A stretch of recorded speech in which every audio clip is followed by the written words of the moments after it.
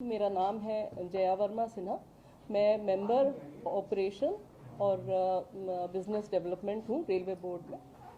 ये दोनों गाड़ियाँ यहाँ पे खड़ी कर दी गई थी और जिससे कि मेन लाइन का रूट सेट कर दिया गया था। चेन्नई की तरफ से आ रही थी यशवंतपुर एक्सप्रेस, जो कि एक्चुअली बैंगलोर से आ रही थी, डायरेक्शन सेम है। बैंगलोर से आ रही थी, हावड़ा जा रही थी। ये गाड़ी कुछ सेकंड पहले आ रही थी कोरोमंडल से।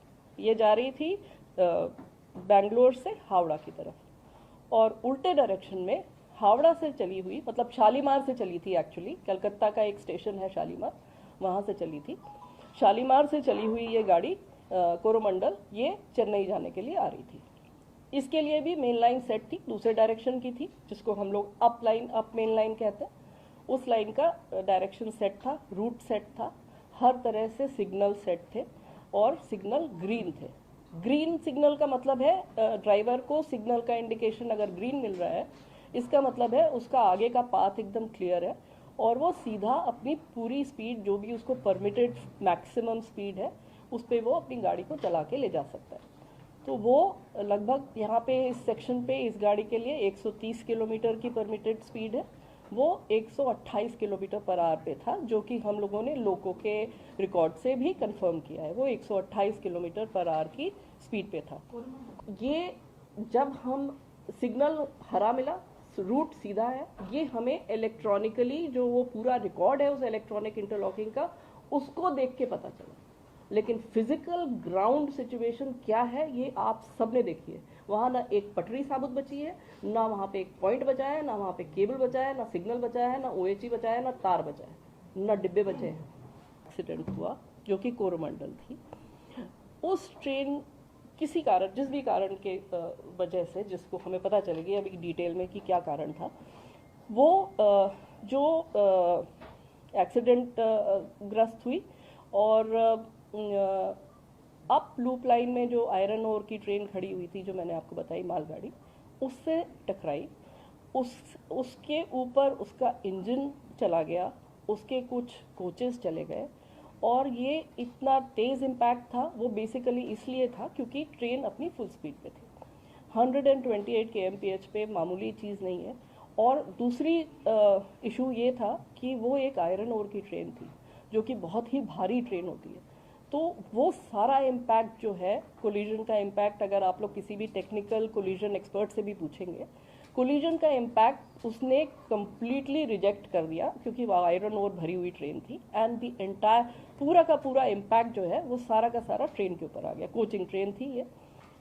अब इस ट्रेन के बारे में भी मैं कुछ बताना चाहूँगी। ये ट्रेन है LHB ट्रेन, हमारी जो LHB कोचेस हैं उसकी ट्रेन है ये। LHB is a very very safe train. अगर आप और एक्सीडेंट्स इस तरह की ट्रेन के देखेंगे, आपको मिलेगा कि इवन एट फुल स्पीड ये ट्रेन कैप्साइज नहीं होते। इसके कोचेस जो हैं वो दे डोंट टर्न टर्टल, और इसलिए उसमें जो लोग होते हैं वो उनको कोई ज़्यादा इंजरीज नहीं होती है।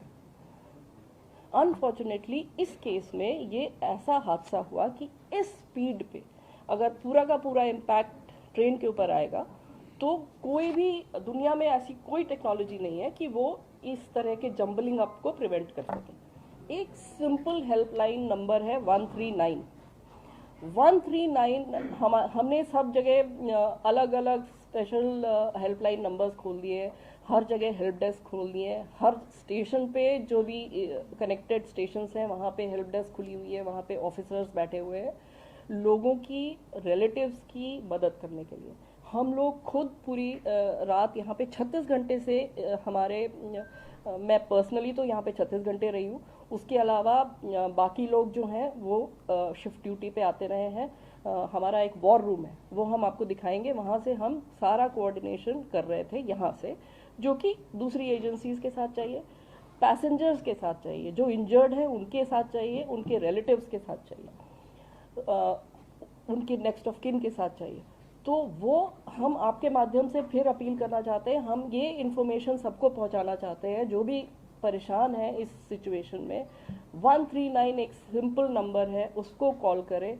वहाँ पे हमारे ऑफिसर्स बैठे हैं, वहाँ पे कोई कॉल सेंटर के ऊपर हमने नहीं सिर्फ काम छोड़ रखा है कि वो जो आपको 1 घंटे करेंगे और कहेंगे कि अब आप ये नंबर डायल करिए, अब वो नंबर डायल करिए, या आप इससे कॉन्टैक्ट करिए और हमें नहीं पता, हम बताएंगे आपको। इस तरह की चीज़ से हमने इसको निकाल के हमारे सीनियर ऑफिसर्स वहाँ पे बैठे हुए हैं जो कि खुद एक एक कॉल का जवाब दे रहे हैं, और जितनी मदद हो सकती है लोगों को कनेक्ट करने की वो हम कोशिश कर रहे हैं। इसमें अगेन आपके माध्यम से मैं सब पब्लिक को ये कम्युनिकेट करना चाहूँगी कि किसी के भी अगर कोई relatives, friends, anybody known to them अगर इसमें फंसे, इसमें अफेक्ट हुए हैं, प्लीज़ कॉल 139।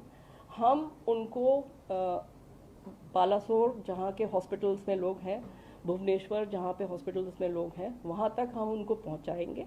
हम उनकी journey, we will take care of their journey, we will take care of connecting them to their loved ones, their friends जो भी इसमें इंजर हुए हैं। हम उनके वहाँ पे लोकल मूवमेंट का अरेंजमेंट करेंगे। हम वहाँ पे अगर उनको कहीं रहने की व्यवस्था चाहिए, उनको खाने की कोई ज़रूरत होगी, वो भी हम लोग देखेंगे। हर एक पेशेंट के साथ हमारा एक स्काउट एंड गाइड नॉमिनेटेड है जो कि उस पेशेंट की और जितने भी उनके रिलेटिव्स, उनके वेल विशर्स उनके साथ है, उनके साथ उनकी जितनी भी तरह की मदद उनको चाहिए, किसी भी तरह की मदद उसको करने के लिए तैयार है। तो ये प्लीज़ इन्फॉर्मेशन फैलाने की ज़रूरत है, ये सबको बताने की ज़रूरत है कि वो परेशान नहीं हो।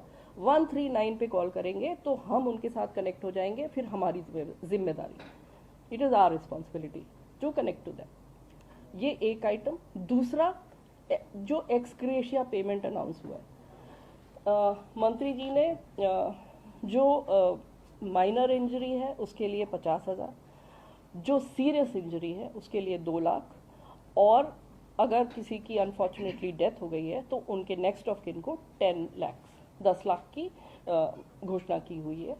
ये हम लोग कंटिन्यूसली इसका वितरण कर रहे हैं। जितने भी इंजर्ड लोग हैं और जो हॉस्पिटल में हैं अभी भी, उनको हम लोगों ने इंश्योर किया है कि उनको एक्सग्रेशिया पेमेंट तुरंत हो जाए। उनको जिस भी तरह की आर्थिक मदद चाहिए वो तो मिल ही जाए, उसके अलावा हमें जो करने की और आवश्यकता है वो हम कर ही रहे हैं, वो मैंने आपको बताया है।